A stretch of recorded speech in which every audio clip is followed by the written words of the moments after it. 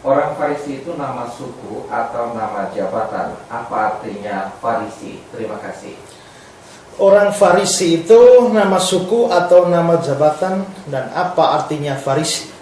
Nah, Farisi itu bukan nama suku, ya, juga bukan nama jabatan, ya, bukan nama jabatan. Lalu apa sebenarnya arti Farisi ini, dan mengapa sampai bisa ada satu kelompok di dalam Perjanjian Baru yang kita kenal sebagai orang-orang Farisi? Nah, kalau kita membaca Alkitab Perjanjian Lama, maka sebenarnya kita tidak pernah menemukan adanya kelompok Farisi ini. Kelompok Farisi ini baru muncul di dalam catatan Injil-Injil, di mana kita melihat bahwa ada sejumlah orang yang disebut sebagai orang Farisi. Nah, kalau di dalam Perjanjian Lama kita tidak menemukan ada kelompok Farisi ini, tahu-tahu di dalam Perjanjian Baru ada kelompok Farisi, terus kelompok Farisi ini muncul dari mana dan apa artinya? Nah, ini akan saya jelaskan dengan lebih detail, dan ini harus saudara pahami. Kita ingat bahwa di dalam sejarah itu, ya, sejarah Israel, di mana juga sejarah Alkitab, ada satu masa 400 tahun yang disebut sebagai silent years atau masa diam, di mana pada saat itu tidak ada nubuatan, tidak ada nabi yang muncul. Ya, setelah nabi terakhir, setelah itu tidak lagi muncul nabi. Dan itu ada masa diam selama 400 tahun. Ya, selama 400 tahun itu tidak ada suara kenabian, tidak ada nubuat, tidak ada penglihatan-penglihatan. Dan saudara-saudara, di dalam masa 400 tahun itu berujung dengan munculnya Yohanes Pembaptis sebagai nabi yang diutus oleh Tuhan. Nah, saudara-saudara, karena itu maka ada banyak peristiwa yang terjadi pada masa 400 tahun, masa senyap atau masa diam itu. Dan masa 400 tahun itu terlalu banyak peristiwa sejarah yang muncul, hanya saja tidak dicatat di dalam Alkitab kita sehingga kita tidak tahu. Tapi saya akan menjelaskan ini dengan sedikit lebih detail kepada saudara. Begini saudara, kalau kita melihat, ya, di dalam cerita Alkitab kita menemukan ada kerajaan-kerajaan besar seperti kerajaan Asyur dan juga kerajaan Babel, ya. Ada kerajaan Asyur dan juga kerajaan Babel. Itu adalah dua kerajaan adik kuasa yang hebat pada waktu itu. Tapi saudara-saudara, kerajaan Asyur itu sementara dia hebat-hebatnya, pada akhirnya dia berhasil digulingkan oleh kerajaan Babel di bawah Nebukadnezar. Maka kita juga ingat bahwa Israel atau bangsa Yehuda itu pernah ditaklukkan oleh bangsa Babel. Nah, maka bangsa Israel itu ada di bawah pengaruh Babel ini, ya, di bawah Nebukadnezar. Nah, lalu saudara-saudara, pada beberapa waktu kemudian maka bangsa Babel ini ditaklukkan oleh bangsa yang lain yang namanya bangsa Media Persia, ya, atau seringkali dikenal sebagai bangsa Persia. Nah, pada masa bangsa Persia berkuasa, Babel diruntuhkan, maka bangsa Persia inilah, raja-raja Persia inilah yang memulangkan Israel dari pembuangan. Maka Persia menjadi kekuatan atau kerajaan adik kuasa pada waktu itu. Tapi saudara-saudara, sementara di Asia ada kerajaan Persia, di barat itu mulai muncul satu kerajaan yang lain. Satu kerajaan yang lain yaitu kerajaan Yunani. Nah, kerajaan Yunani ini satu kerajaan yang begitu hebat, dan akhirnya bertemulah dua kerajaan ini saling berusaha untuk memperluas wilayahnya. Jadi Persia dari timur ini berusaha untuk melebarkan kekuasaannya ke barat. Sedangkan di barat itu adalah kerajaan Yunani. Kerajaan Yunani ini juga berusaha untuk memperluas wilayahnya ke timur. Maka bertemulah dua kerajaan ini, dan pada waktu itu Yunani dipimpin oleh seorang yang sangat terkenal yang kita sebut sebagai, atau biasa kita kenal sebagai, Alexander Agung. Nah, jadi saudara, terjadi pertarungan atau peperangan angkatan laut maupun juga angkatan darat yang hebat antara kerajaan Persia melawan kerajaan Yunani. Dan perang hebat itu terjadi di satu teluk yang namanya Teluk Marathon. Di Teluk Marathon itulah terjadi pertempuran hebat sampai akhirnya Persia dikalahkan dan Yunani keluar sebagai pemenangnya. Nah, lalu waktu Yunani keluar sebagai pemenang, itu ada seorang prajurit yang lari dari Teluk Marathon ini untuk mengabarkan kabar kemenangan Yunani. Dia lari non-stop sampai ke ibu kota Yunani yang namanya Athena. Dia lari dari Teluk Marathon ke Athena, Yunani. Dan gara-gara itulah maka akhirnya lari jarak jauh itu disebut sebagai lari maraton. Itu dari cerita ini. Nah, akhirnya Yunani menjadi berkuasa, saudara-saudara. Nah, setelah Yunani berkuasa, maka Alexander Agung juga memperluas kerajaannya sampai ke berbagai macam negara di Asia, dikuasai seluruhnya. Bahkan ada tradisi bahwa sampai di India Alexander Agung pernah menangis di Sungai Gangga. Mengapa? Karena dia merasa sedih, tidak ada wilayah lagi yang bisa dia taklukkan. Jadi Yunani mencapai puncak kejayaannya pada Alexander Agung ini, ya. Nah, satu hal yang patut dicatat dari sekian banyak prestasi Alexander Agung adalah di setiap daerah yang dia taklukkan, dia selalu memperkenalkan atau mempublikasikan kebudayaan Yunani, ya, kebudayaan Yunani. Kebudayaan Yunani yang dipublikasikan itu lalu bercampur dengan kebudayaan lokal sehingga memunculkan satu kebudayaan baru yang disebut sebagai Helenisme. Walaupun demikian, unsur Yunani, kebudayaan Yunani lebih kuat, unsur Yunani lebih keras. Dan kebudayaan Yunani ini disebarkan oleh Alexander ini, diteruskan pada masa-masa selanjutnya sehingga hampir seluruh dunia pada masa itu yang ditaklukkan oleh Alexander Agung, termasuk bangsa Israel atau bangsa Yahudi, Palestina, itu juga menghadapi pengaruh besar, yaitu pengaruh Helenisasi ini, dan akhirnya seluruhnya berkebudayaan Yunani. Nah, pengaruh Helenisasi ini begitu besar untuk dunia pada saat itu bisa dilihat dari berbagai bidang. Saya akan menjelaskan beberapa bidang. Pertama, dari bidang filsafat.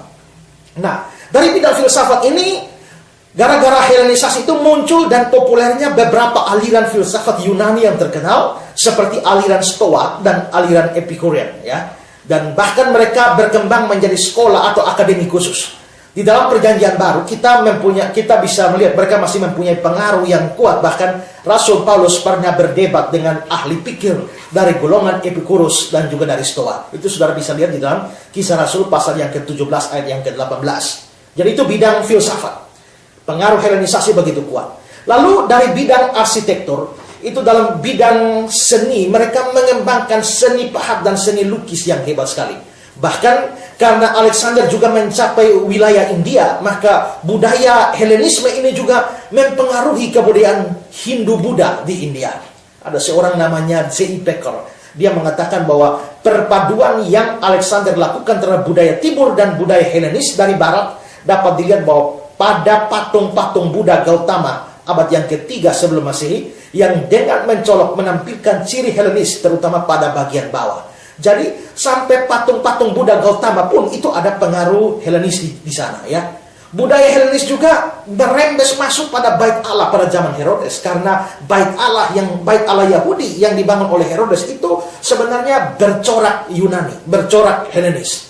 C.I. Packer kembali memberikan keterangan bahwa rembetan halus pengaruh Helenisasi menjalar ke berbagai bidang kehidupan Palestina.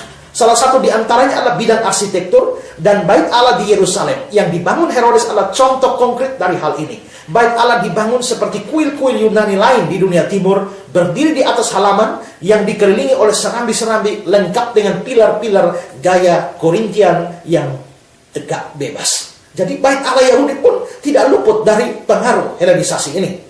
Mereka juga mengembangkan seni drama dan membangun teater-teater atau bioskop-bioskop. Salah satu bioskopnya ada di daerah Kaisarea Filipi, dan model bioskop mereka atau teater mereka itu masih ditiru sampai dengan stadion-stadion besar yang ada pada zaman sekarang.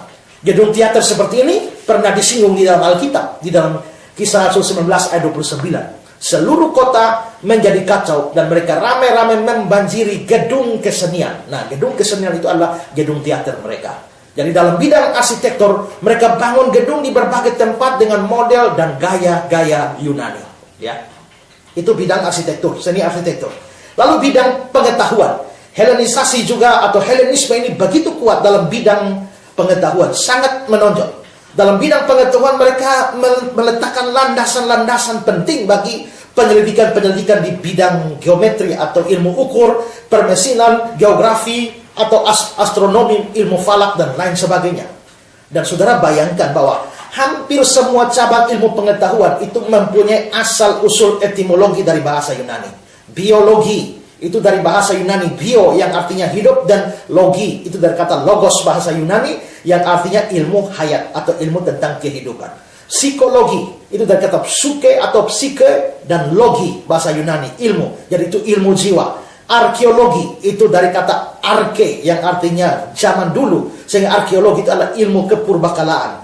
Teologi itu theos, itu Allah, dan logi itu ilmu atau ajaran. Jadi teologi itu artinya ajaran tentang Allah. Sosiologi, sosial, masyarakat, dan logi itu berarti ilmu tentang kemasyarakatan. Antropologi, anthropos bahasa Yunani artinya manusia, jadi ilmu tentang manusia. Kosmologi itu kosmos, itu alam semesta, jadi ilmu tentang alam semesta. Meteorologi dan macam-macam logi-logi yang lain, semuanya itu dari pengaruh Yunani, bahasa Yunani.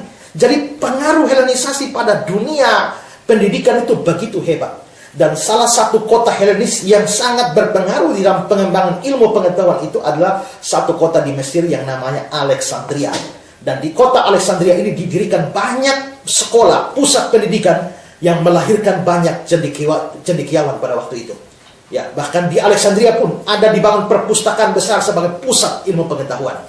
Nah, pada zaman itu matematika dikembangkan mencapai tingkatan yang luar biasa dengan banyak muncul matematikawan dari berbagai macam daerah jajahan Yunani. Ya, kalau kita membaca keterangan dari Wikipedia ensiklopedia diberikan keterangan bahwa matematika Yunani merujuk pada matematika yang ditulis di dalam bahasa Yunani antara tahun 600 sebelum Masehi sampai 300 Masehi. Matematikawan Yunani tinggal di kota-kota sepanjang Mediterania bagian timur, di Italia hingga Afrika Utara. Tapi mereka dipersatukan oleh budaya dan bahasa yang sama.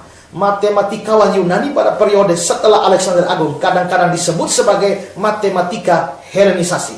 Matematika Yunani lebih berbobot daripada matematika yang dikembangkan kebudayaan-kebudayaan pendahulunya. Jadi matematikawan yang terkenal pada zaman Helenis ini, misalnya Thales, dia yang memperkenalkan geometri atau ilmu ukur, juga dengan trigonometri dan ilmu ukur sudut. Itu Thales. Juga Pythagoras yang memperkenalkan teorema Pythagoras. Juga ada Archimedes yang terkenal dengan teori Archimedesnya. Dia juga seorang matematikawan, fisikawan, insinyur, astronom. Dan Archimedes ini adalah jebolan Akademi Alexandria. Ya. Karena itu maka orang yang berasal dari Alexandria rata-rata mempunyai pendidikan atau ilmu pengetahuan yang baik. Dan Apolos di dalam Kisah Rasul 18 ayat 24 dikatakan dia berasal dari Alexandria. Juga di dalam sejarah gereja kita mengenal ada seorang yang bernama Philo dari Alexandria. Itu orang-orang yang sangat berpendidikan. Jadi itu semua pengaruh Yunani. Lalu bidang olahraga. Bidang olahraga itu, kebudayaan Helenistik ini mengembangkan bidang olahraga sedemikian rupa. Setiap 4 tahun mereka mengadakan satu pertandingan olahraga yang namanya Olympiade Games. Dan tujuan utamanya adalah menjalin kesatuan di antara semua wilayah Helenistik. Dan ini diwariskan sampai pada kita zaman sekarang, di mana masih ada Olimpiade setiap sekian tahun. Ya, bahkan saudara-saudara, pengaruh Helenis itu juga masuk ke wilayah Yahudi, di mana mereka membangun gelanggang olahraga di kota Yerusalem. Itu tercatat di dalam 1 Makabe 1 ayat 14. Di Yerusalem mereka membangun sebuah gelanggang olahraga seperti yang terdapat di kota-kota Yunani. Dan orang Yunani saat itu gemar olahraga. Satu semboyan mereka adalah mens sano in corpore sano. Di dalam tubuh yang sehat terdapat jiwa yang sehat, seperti juga kita kenal. Itu bidang olahraga. Lalu bidang yang lain yang mendapat pengaruh hebat dari Helenisasi Yunani itu adalah bidang linguistik atau bidang bahasa. Nah, boleh dikatakan dari semua pengaruh Helenisasi, faktor bahasa yang paling berpengaruh, di mana bahasa Yunani dipopulerkan di seluruh daerah jajahan Yunani, sehingga akhirnya bahasa Yunani menjadi bahasa internasional pada waktu itu. Ya, seorang ahli Alkitab namanya Merrill Tenney, dia mengatakan bahwa bahasa Yunani menjadi bahasa resmi di pengadilan, bahasa pergaulan sehari-hari seperti yang terlihat dari tulisan-tulisan di papirus, surat-surat cinta, tagihan, resep, mantra, isai, puisi, biografi, surat-surat dagang, semua tertulis dalam bahasa Yunani. Bahkan tetap demikian hingga masa pendudukan Romawi. Nanti Yunani ditaklukkan oleh Romawi. Pada waktu Yesus lahir, Romawi sudah berkuasa. Tapi sekalipun pada masa Romawi sudah berkuasa, bahasanya adalah bahasa Latin, tapi tetap pengaruh bahasa Yunani masih terasa sampai pada zaman Yesus lahir. Dan ini jelas bahwa berdampak bagi bahasa-bahasa lokal, di mana bahasa-bahasa lokal itu terdesak Generasi-generasi yang baru nyaris tidak tahu bahasa asli mereka sendiri, dan mereka lebih mengetahui atau menguasai bahasa Yunani. Itu juga terjadi pada orang Yahudi, di mana akhirnya ada orang-orang Yahudi yang berbahasa Yunani. Saudara kalau membaca misalnya dalam Kisah Rasul pasal 6 ayat 1. Pada masa itu, ketika jumlah murid makin bertambah, timbullah sungut-sungut di antara orang-orang Yahudi yang berbahasa Yunani terhadap orang-orang Ibrani. Juga Kisah Rasul 9 ayat 29. Dia juga berbicara bersoal jawab dengan orang-orang Yahudi yang berbahasa Yunani. Jadi jelas bahwa ini adalah pengaruh Helenisasi. Orang-orang Yahudi tapi sudah tidak bisa bahasa Ibrani, yang bisanya cuma bahasa Yunani. Dan bagi bangsa Yahudi, ini masalah yang sangat besar dan berdampak pada agama Yahudi. Mengapa saudara? Karena mereka ini, bahasa asli perjanjian lama itu adalah bahasa Ibrani. Dan karena generasi pada waktu itu sudah tidak tahu lagi, sudah tidak tahu lagi bahasa Yunani, bahasa Ibrani, tahunya bahasa Yunani, maka anak-anak muda Israel tidak bisa lagi membaca Alkitab mereka. Itulah sebabnya maka dibutuhkanlah supaya Alkitab perjanjian lama berbahasa Ibrani ini bisa diterjemahkan ke dalam bahasa Yunani, supaya anak-anak muda itu bisa tahu. Nah, lalu akhirnya terjadilah di kota Alexandria. Di kota Alexandria, tokoh-tokoh atau rabi-rabi Yahudi itu berkumpul dan menerjemahkan perjanjian lama ke dalam bahasa Yunani, yang akhirnya dikenal dengan istilah Septuaginta. Septuaginta atau kadang-kadang dipakai angka Rom LXX, itu artinya 50. Dinamakan demikian karena proyek tersebut dilakukan oleh 72 ahli agama dan diselesaikan dalam tempo 72 tahun. Septuaginta ini disebarkan secara meluas, dipakai bahkan zaman Yesus pun. Yesus sendiri mengutip dari Septuaginta ini. Nah, faktor ini jugalah yang menyebabkan mengapa kitab perjanjian baru kita ditulis dalam bahasa Yunani. Kenapa saudara? Karena mau tulis dalam bahasa Ibrani tidak ada orang tahu. Bahasa Yunani menjadi bahasa yang dunia internasional pada waktu itu. Dan akibat semua ini saudara-saudara, akibat dari semua kebudayaan Helenis, baik dari bidang filsafat, bidang arsitektur dan seni, juga bidang olahraga, bidang seperti ilmu pengetahuan, atau juga bidang bahasa, maka semua ini memunculkan suatu kemajuan dan gaya hidup yang bersifat perkotaan dan modern. Nah, itulah sedikit tentang pengaruh Helenisasi. Nah, lalu bagaimana reaksi orang Yahudi terhadap Helenisasi ini? Di sini orang Yahudi terpecah dua, terpecah dua. Ada kalangan-kalangan, yaitu kalangan Yahudi yang disebut kalangan konservatif dan ortodoks. Kebanyakan ada di sekitar Yerusalem. Mereka menganggap bahwa menerima budaya Yunani atau Helenis itu adalah sesuatu yang haram. Mereka sama sekali menganggap bahwa orang-orang yang menerima budaya Yunani itu sama dengan murtad kepada Yahweh. Itu yang terjadi kalangan ortodoks. Sedangkan ada kalangan yang lain yang lebih moderat. Ini mereka anggap, wah ini kan lebih modern, lebih liberal. Jadi mereka terima-terima saja. Tetapi saudara-saudara, orang-orang ortodoks ini, konservatif ini menolak. Karena bagi mereka menerima kebudayaan Yunani ini penyelewengan kepada Yahweh. Mengapa? Misalnya saudara di gelanggang olahraganya Yunani yang dibangun di Yerusalem itu biasa diadakan pertandingan gulat. Dan kalau pertandingan gulat itu pesertanya mesti telanjang bulat. Nah, kalau sampai telanjang bulat, maka tentu auratnya atau kemaluannya akan kelihatan. Dan tentu ini akan terlihat perbedaan antara kemaluan orang Yunani asli dan kemaluan orang Yahudi. Karena orang Yahudi bersunat, sedangkan orang Yunani tidak. Nah, rupanya ada orang-orang Yahudi yang ikut pertandingan ini. Mereka merasa malu karena mereka bersunat. Dan lalu akhirnya, entah bagaimana caranya, mereka melakukan pembedahan khusus untuk menghilangkan atau menutup bekas sunat. Padahal sunat diperintahkan oleh Allah. Dan karena itulah, maka ini dianggap satu kemurtadan. Di dalam kitab Apokrif 1 Makabe 1 ayat 15. Mereka menghilangkan bekas sunat mereka dan meninggalkan perjanjian dengan Allah. Nah, karena itu maka golongan konservatif ini mati-matian menentang, menolak, bahkan mengutuk budaya Yunani. Bagi mereka tidak ada kompromi antara iman Yahudi dan budaya Helenisme. Mereka menggerakkan satu gerakan anti-Helenisasi. Tapi ada juga seperti saya bilang, ada golongan modernis, golongan liberal. Kebanyakan mereka perantau, terutama di Alexandria, Mereka berpikir bahwa budaya Helenisme itu tidak dapat ditolak. Dan mereka tidak mau meninggalkan budaya itu. Mereka mengatakan, kita ada dalam dunia, mau tidak mau kita harus menerima kebudayaan itu. Ya. Nah, di dalam Apokrif 1 Makabe 1 ayat 11. Pada waktu itu di Israel muncul sekelompok orang yang tidak mempedulikan hukum Musa dan mempunyai pengaruh buruk atas banyak orang. Mereka berkata, lebih baik kita mengadakan perjanjian dengan bangsa-bangsa tetangga kita. Sebab sejak kita tak mau bergaul dengan mereka, hanya kesusahan yang kita dapat. Nah, mereka menerapkan strategi kompromi, dan karena itu mereka menerima dengan bulat dan terang-terangan semua produk dan gaya hidup Helenisasi. Dan salah seorang tokoh mereka yang terkenal itu namanya Sadok. Nah, pada masa itu orang-orang Yunani konservatif, orang-orang Yahudi konservatif atau ortodoks yang menolak budaya Yunani ini, mereka dikenal sebagai kaum Hasidim. Hasidim itu artinya orang suci, ya. Sedangkan orang-orang yang menerima kebudayaan Yunani, Helenisme ini disebut sebagai orang berdosa atau orang duniawi. Jadi ada orang suci, Hasidim, dan orang berdosa atau orang duniawi.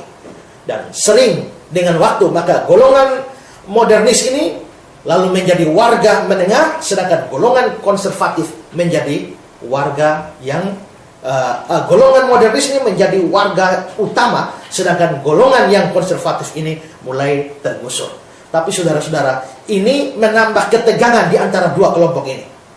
Grup modernis benar-benar mengadopsi hampir semua kebudayaan Helenisme.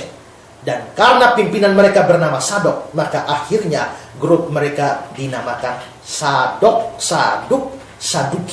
Maka disinilah aliran Saduki yang kita ketemu di dalam catatan perjanjian baru. Nah, pada satu titik, grup Hasidim atau orang-orang suci ini lalu mengambil keputusan untuk benar-benar memisahkan diri, mengasingkan diri dari kehidupan sekuler, dan hanya berkonsentrasi mempelajari firman Tuhan, mempelajari hukum Taurat, meneliti hukum Taurat. Mereka memisahkan diri. Nah, karena mereka memisahkan diri, maka mereka lalu dikenal dengan grup Pharisees, atau dari bahasa Ibrani Pares, yang artinya separated one, atau yang disisihkan, atau yang diasingkan, atau yang dipisahkan. Dari kata Pharisees inilah muncul Farisi di dalam perjanjian baru. Itu sejarahnya, ya. Nah, jadi memang ada dua grup, atau dua grup, Saduki dan juga Farisi. Ini lama-lama berkembang menjadi semacam satu partai, ya. Satu partai besar, dua partai besar yang saling bertabrakan, ya. Dan mereka didukung oleh banyak pengikut, baik Saduki maupun juga Farisi. Saduki adalah grup yang moderat yang terima kebudayaan Yunani, sedangkan Farisi itu menolak semua kebudayaan Yunani. Dan mereka di dalam perjanjian baru kita lihat bahwa dua grup ini seringkali bertentangan dengan Yesus.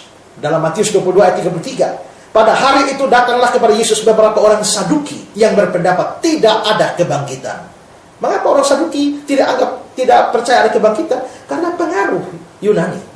Dalam Kisah 23 ayat 8, sebab orang Saduki mengatakan bahwa tidak ada kebangkitan, tidak ada malaikat atau roh. Tapi orang-orang Farisi mengakui kedua-duanya. Ya, jadi ini dua grup memang juga bertentangan, tapi seringkali mereka juga berkonflik dengan Yesus. Dan kita menemukan ada cukup banyak catatan perjanjian baru tentang orang Farisi itu. Ya, jadi di sini kita bisa lihat, kalau saudara tanya, apakah, kembali kepada pertanyaan saudara, apakah Farisi itu nama suku atau nama jabatan? Bukan. Itu nama grup atau nama kelompok, bisa dianggap sebagai nama partai, ya, partai Farisi. Dan apa arti Farisi? Farisi itu artinya dari bahasa Ibrani yang sudah saya sebutkan tadi, itu artinya dipisahkan atau diasingkan, atau juga mereka adalah grup yang mengeluarkan dirinya dari dari kelompok masyarakat pada masa itu. Pharisees atau dari bahasa Ibrani Pares, the separated one, yang disisihkan, diasingkan, atau dipisahkan. Itulah sejarah atau mengapa sampai muncul orang Farisi di dalam perjanjian baru, dan artinya demikian, latar belakang sejarahnya seperti itu. Ya, ini penjelasan saya.